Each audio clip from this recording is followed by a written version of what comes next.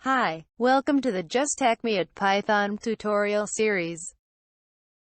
This video covers creating a dictionary.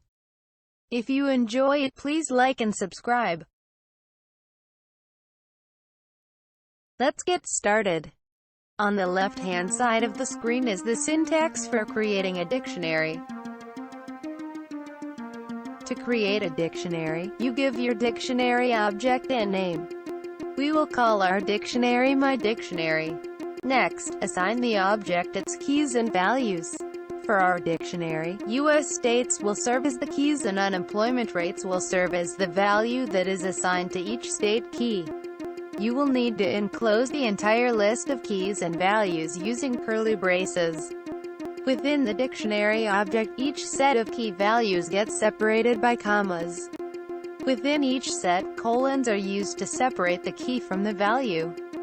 Looking to the terminal located on the right side of your screen, you will see the object being created.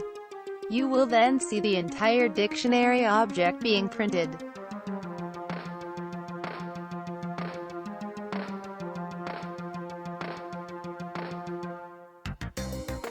Finally, we will print the value of a particular key. In our demo, we issue a command to print the value of the key New York. It properly returns the value 4.8.